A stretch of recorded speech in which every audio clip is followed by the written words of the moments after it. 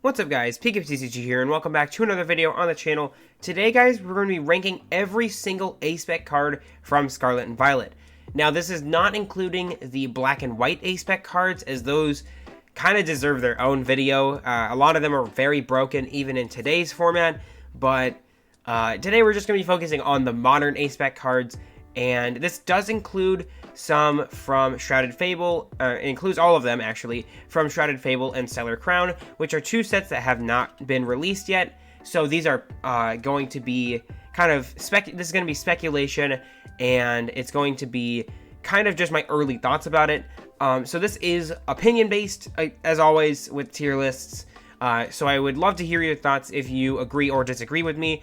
Just please keep it respectful. I would really appreciate hearing your thoughts and kind of hearing your feedback about a specific card, whether it's doing great right now or if it's maybe I ranked something too high. I'd love to hear your thoughts about it.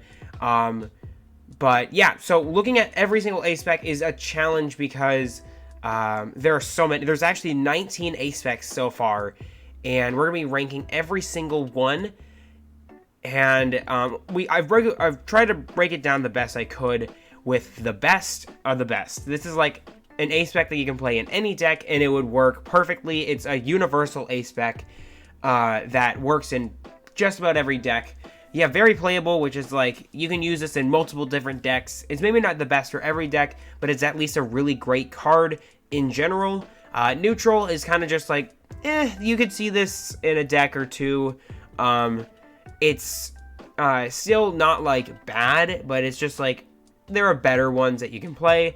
Niche use is only like for specific decks, like hyper specific decks that can use it. And then don't play this is just obviously don't play this. So before we start this tier list, just quickly I would like to ask if you guys would consider subscribing. I know I don't normally ask for subscribing until like the end of the video, and even still I don't do that very much.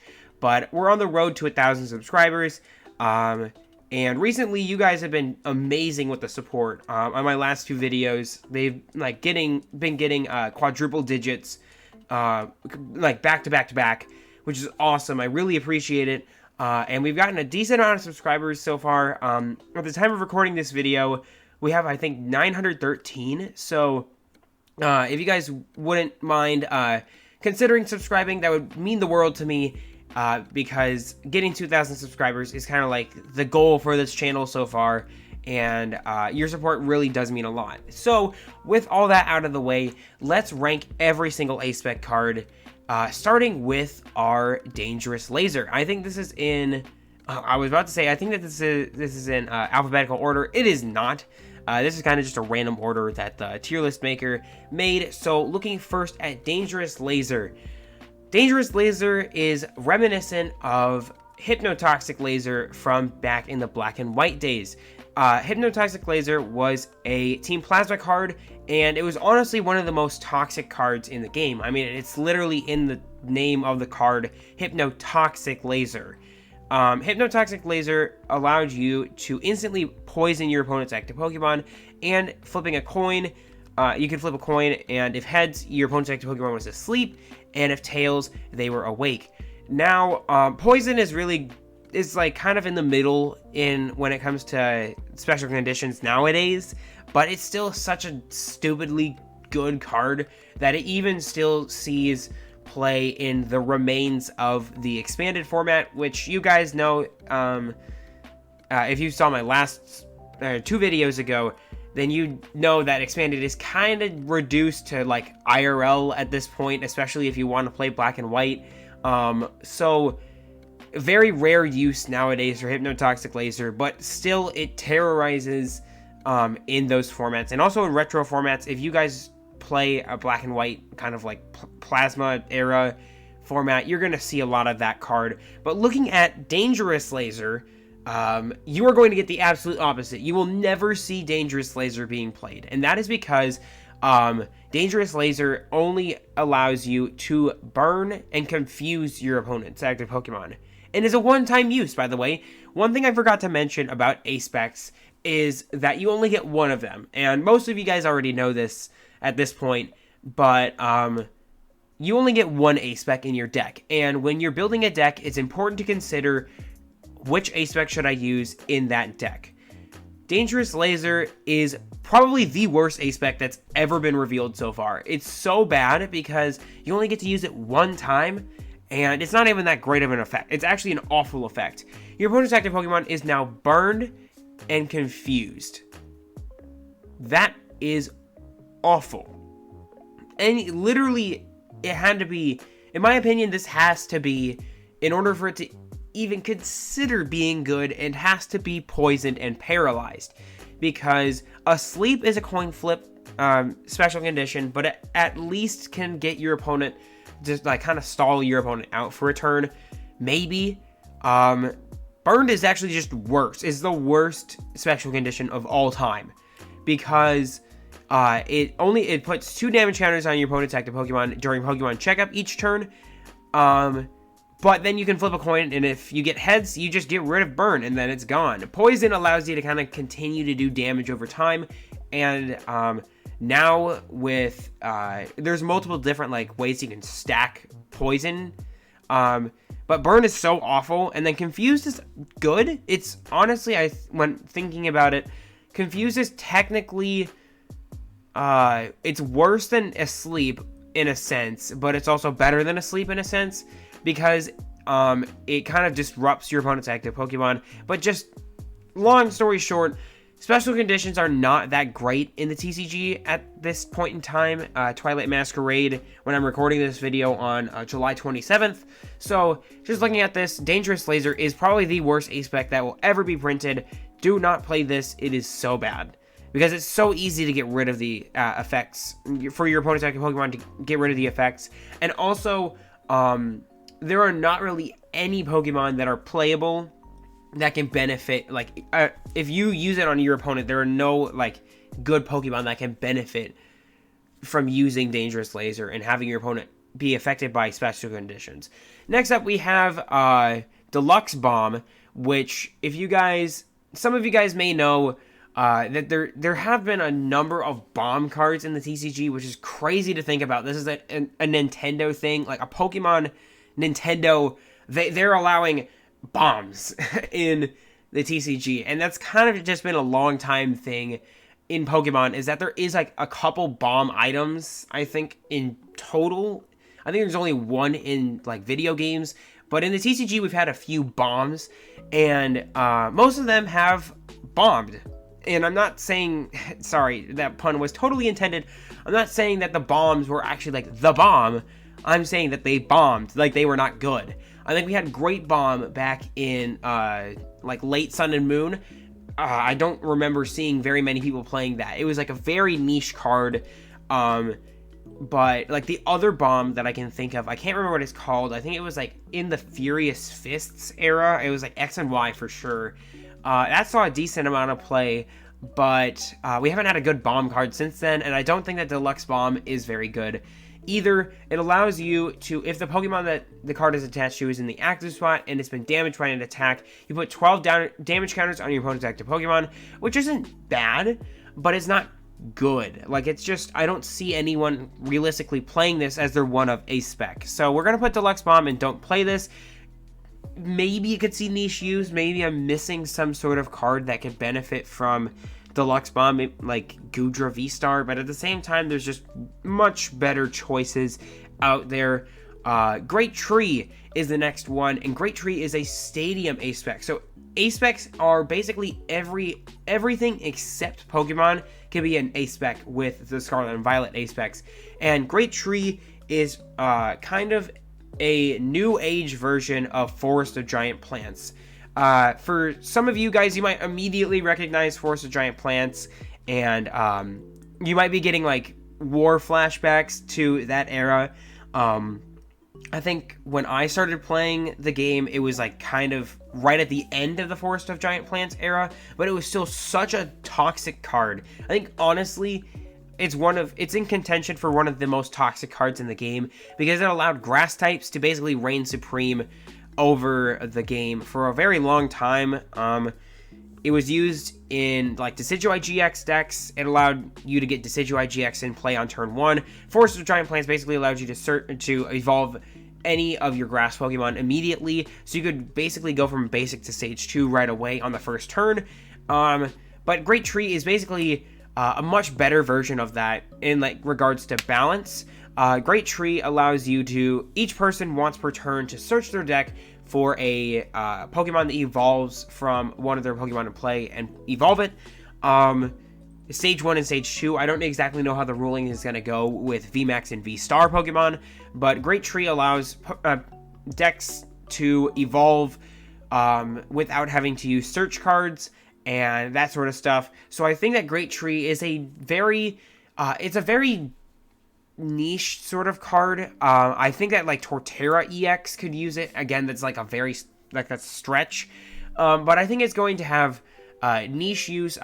Honestly, I could put this in neutral as well. I think that actually I'm going to put it in neutral just because there are multiple different playable evolution decks. I just don't see it being played in a ton of different decks, but it's an option for really any evolution focused deck that wants to have easy access to evolution. So I'm going to put it in neutral. It's probably like right in between neutral and niche use, but I'm going to put it in neutral just because of the multitudes of decks that can have access to Great Tree. Next we have I think like Deluxe Carrier or something like this. It can't be Deluxe because Deluxe Bomb exists. It's something Carrier. It allows you to search your deck for any number of basic Pokemon and put them onto your bench immediately, like any number. So if you have in the regular TCG, like just without anything, no modifiers, no other stadiums, no other factors involved, this allows you to potentially get up to 5 basic Pokemon immediately and put them onto your bench. But if you have Area 0 Underdepths in play, and you have a Terra Pokemon in play, Area 0 Underdepths is the new Stadium card that allows both players to have 8 bench Pokemon. It's reminiscent of Skyfield. You have to have a Terra Pokemon in play in order to get that effect. You can search your deck for up to 8 basic Pokemon and put them on your bench. Now, there's no restrictions on like the HP or if it's a rule box Pokemon or not. This is incredibly useful for decks like Palkia V-Star and some other decks like Terrapagos EX is going to benefit from this. Some other decks also benefit from, just a lot of different decks can benefit from using this card. Regis, even looking at kind of like the Regis deck from Astral Radiance when it was like really good, nowadays is really bad.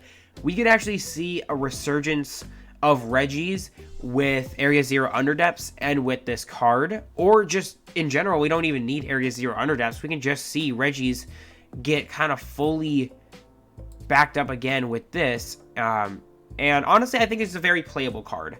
Not every deck will use it, but it's at least a very decent card because it allows you to set up so perfectly. Of course, it does rely on you getting it early in order for it to have maximum effect, especially if it's like evolution-focused decks, but it's so playable. I think that this honestly might be one of the most played, just because Palkia in Stellar Crown is going to be one of the best decks in the game until it rotates, and it's just a very solid setup card that I think that a lot of decks will benefit from. Next up, we have, I don't remember any of these names. Some of these are like brand new, just translated by Toynlay. So a special shout out to them. Also, a special shout out to Justin Basil for the proxies, and allowing me to be able to read some of these ACE specs that are coming out in Shrouded Fable in a few days. But I believe that this is something along the lines of Perfect Blender or something. And if you guys remember another broken toxic card from the expanded format, that's being Battle Compressor, we have basically Battle Compressor on steroids as an ACE spec. It allows you to search your deck for up to 5 cards and discard them immediately. And this is pretty decent. It can be used in, I think Lugia V-Star is going to benefit from this the most.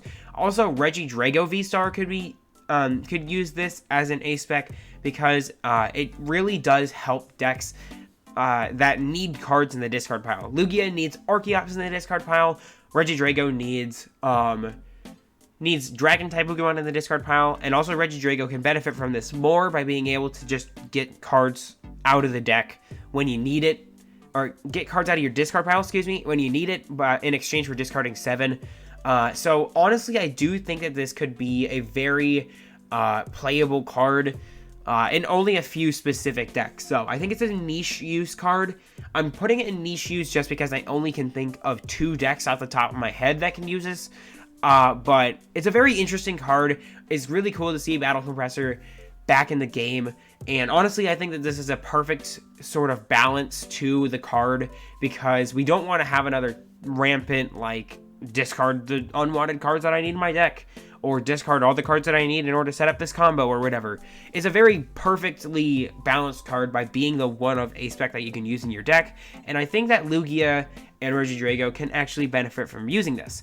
Next up, we have Neutral Center, which I think is prevent all damage done to non-Rulebox Pokemon by Rulebox Pokemon. So, very weird sort of stadium ACE SPEC, but this has some, like, control fanatics and stuff really excited for this card, and honestly, it's a very interesting card.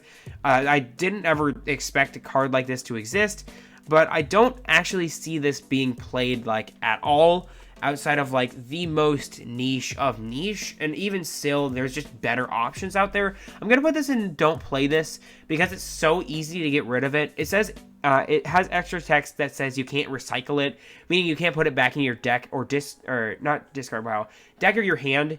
Once it's gone, it's completely gone. You can't get it back again. But also things like, it's like, because it's a stadium, it's so easy to get rid of it, because a lot of different decks play multiple stadiums, especially when we get Stellar Crown. There's going to be a ton of Area 0 underdepths everywhere, so it's going to be nearly impossible for Neutral Center to actually be useful. And even still nowadays, we have Lost Vacuum, we have Pokestop, we have multiple different stadiums that can just bump this, and it's completely useless. Oh, there goes my ACE SPEC, and that was just a waste. And so honestly, I think that this is one of the kind of lower end of the spectrum. Just don't play Neutral Center, because there are better ACE SPECs out there. PokéVital A is probably the second worst ACE SPEC that we have, that we'll probably ever have. And that's because you get to heal 120 damage from one of your Pokemon, and you cannot recycle it. This is trash. This is actually bad, because it's better than Dangerous Laser, at least. But it's really bad. I would not play this, because you can't recycle it, you can't put it back in your deck. The fact that it's called PokéVital A makes me believe that there might be a PokéVital B, but that would go against the rules of the ACE SPEC, like, go against the ACE SPEC rule, which is you can only play one. But 120 damage is just, like, honestly, in the game right now, it's either you hit big or you go home. One-shots are basically everywhere. Healing is not very relevant anymore, so I would just not play PokéVital A at all. It's just, at least it's better than Dangerous Laser. Dangerous Laser is awful. Don't play it. I can't stress it enough. Next up, we have Sparkling Crystal. Now, I do think that Sparkling Crystal can be used. We have a lot of new Terra, like, kind of Stellar Terra decks coming soon. This could kind of help with specific energy costs, and also we have a lot of Terra Pokemon that can benefit from Sparkling Crystal already. So I think that this is going to be a neutral card, because there are a lot of decks that can use this, but at the same time, it's, like, only going to be used in, like, Stellar Terra EX decks, and I don't know how those are going to go yet, because they seem very powerful, but they're, like, kind of the amazing rare Pokemon, where they just require a lot of different energy types. So I think that this is a very interesting card, and I like it a lot, because it reduces the energy cost of a Terra Pokemon's attacks by 1. So it's a very interesting card, but I don't think that it's going to be super played in, like, most decks, but I think that it's a neutral enough card to where it could see play in a couple specific decks.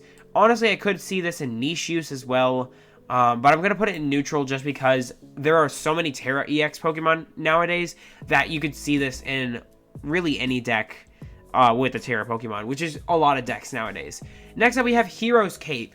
Hero's Cape boosts any Pokemon with 100 HP, and it's been a relatively useful card in the game. We're actually going to put this in very playable. I'm going to put it behind Deluxe Carrier, or whatever it's called, because it's still a very relevant card. Having 100 extra HP kind of can prevent that one-shot thing that I was talking about before, and it's seen really good success in stall decks and stuff like that. And also, it's just a very decent card in general. 100 extra HP is amazing in the game right now. Way better than healing 120 damage, because that's a one-time effect. This allows you to keep it in play, and 108 extra HP is just really good. Sorry. Next up, we have Master Ball. Master Ball allows you to search your deck for any Pokemon with no extra cost and put it into your hand. So this is basically Ultra Ball, but without having to discard 2 cards. Honestly, I don't even see anyone playing this anymore. Master Ball was in Lugia for a little while, and then it just kind of dropped once Legacy Energy came out.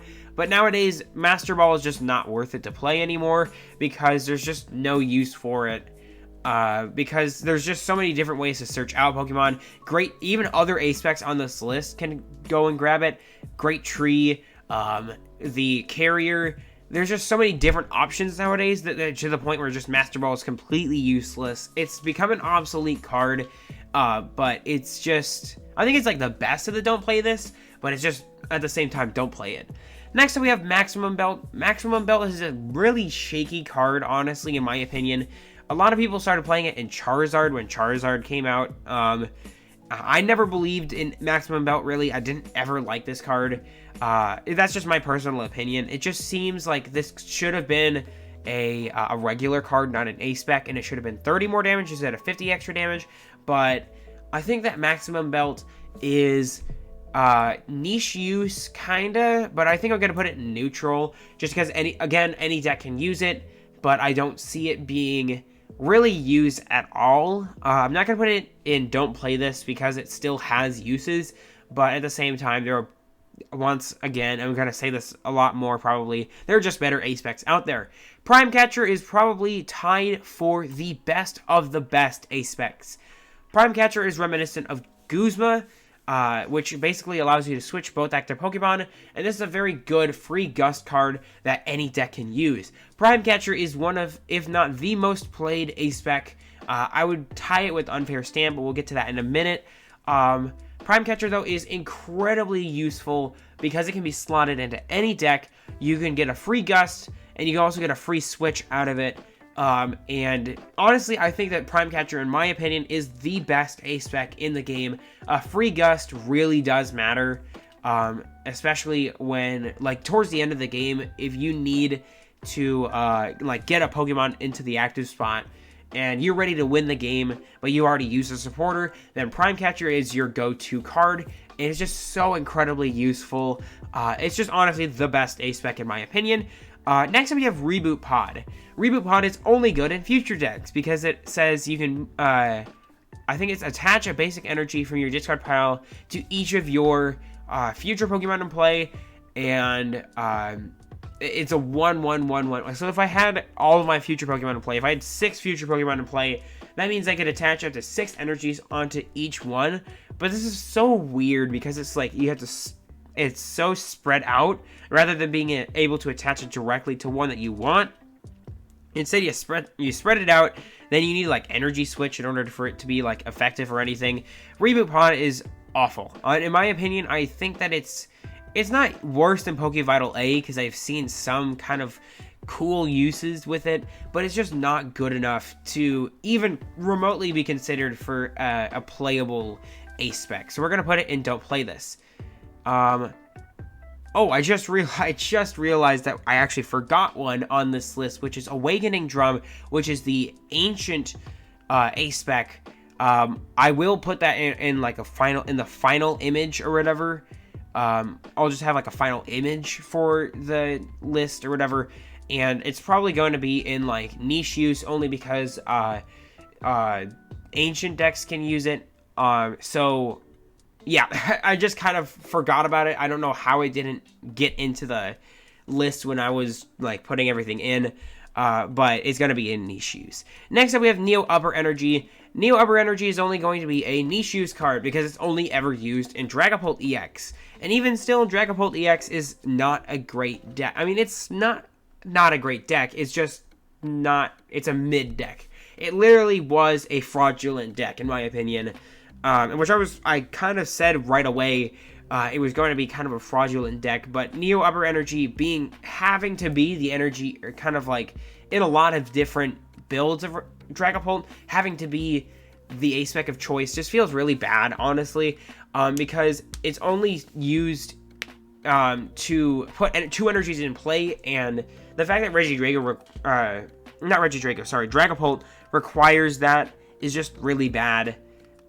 It's only used in Dragapult. It's never used anywhere else. If I said, I don't know if I said Regidrago for every time that I said Neo Upper Energy or I was talking about it. So I meant Dragapult. I meant Dragapult if I said it otherwise. But Neo Upper Energy is only used in Dragapult in a few specific builds of Dragapult. So I would put it in niche use. I wouldn't put it in don't play this. Scoop Up Cyclone is a neutral card. Because it allows you to scoop up one of your Pokemon in play and all cards attached to it. This is kind of like Turo Scenario, where you get to keep the cards. It's basically like Penny, but for any Pokemon. And it's just neutral because I don't really see a ton of decks playing this. Regidrago has a couple builds where Scoop Up Cyclone is the best for it, I guess. I don't know. But it's neutral just because any deck can use it. Any deck can benefit from it. But realistically, it's not going to be really used in a lot of different decks, so it's going to just be put into neutral. Secret Box is also, I don't want to say it's very playable, but I also want to say, I'm going to put Secret Box in neutral, probably like right next to Great Tree, and that is because it allows you to, if you discard 3 cards from your hand, you get to search your deck for, I think, like a tool card, an energy card, supporter, item. I don't exactly remember. You'll see it on the side of your screen when the video comes out. I have to put that in editing, but Secret Box is kind of useful in a few different specific decks, but I'm going to put it in neutral because any deck can benefit from Secret Box. It's a very interesting card. It's one of those like really cool ACE specs where it's like, oh man, this is a really neat card. I'm like a very thought out design. And so, in my opinion, I think that Secret Box is a decent card. I just don't see it being a very playable card and being up with the rest. Next up, we have Survival Brace. I'm also going to put Survival Brace actually in niche use because there are a couple decks that can use it. A couple stall decks can use it, like Incineroar EX can use it. Very weird, sort of like very niche archetypes can use Survival Brace, but I don't really see it ever. I literally only think I've seen it one time in any deck ever when playing against it, and honestly it's just not worth it in my opinion to try and play it in most other decks. So it's not even going to be in neutral, it's just going to be in niche use. Next up, we have Unfair Stamp. Unfair Stamp, in my opinion, is the second best ACE spec. Some may argue though that it's the best. Honestly, it's probably like a 50-50 on Prime Catcher and Unfair Stamp. I just like Prime Catcher more. But Unfair Stamp is basically Roxanne on any turn, and it's an item card. And it can be such a huge disruption card.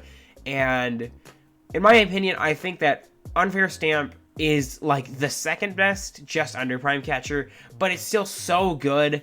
For the same reason that Prime Catcher is good, for the Gust reason, Unfair Stamp is just so good for giving yourself a new hand and putting your opponent down to 2.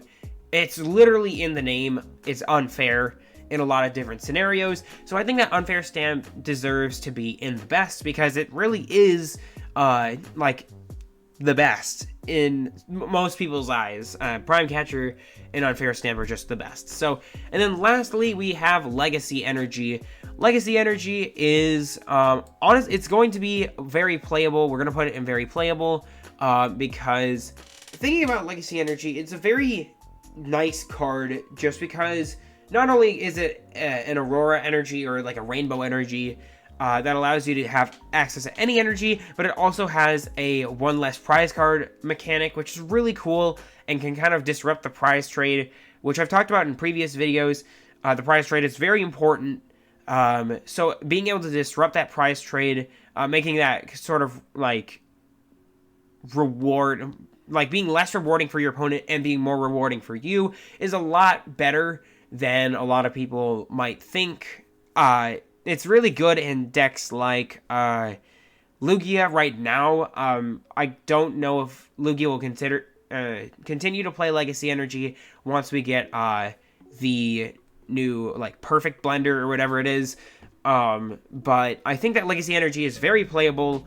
Honestly, I'm gonna put it underneath this. In Hero's Cape, I don't know exactly if it's kind of like fringe between neutral and very playable. But I think Legacy Energy is very playable just because of the fact that you have access to any energy, and also that one less prize mechanic is just very useful. So that's the list. I will be putting in the Awakening Drum. I'm gonna put that in right now. You're gonna see it now. Right now I can't see it because I have to put it in editing, but this is the final list. It's a very fun sort of thing to think about. Kind of just looking through all of these, it's very fun to rank these because they're so interesting. They're so diverse. There's so many different options to consider when thinking about ACE specs. And there's just so much flexibility, both on a design standpoint and in a deck building standpoint when considering your ACE spec, because we have 20 of them. There are 20 different ACE specs you can choose from when we get Stellar Crown, and that's just amazing to think about. Not all of them are playable, not all of them are even that good, but every single one of them has some sort of play except for like the bottom of the barrel. These don't really ever see play, yeah, I think that this is a pretty decent list. I don't really think that it's going to change that much.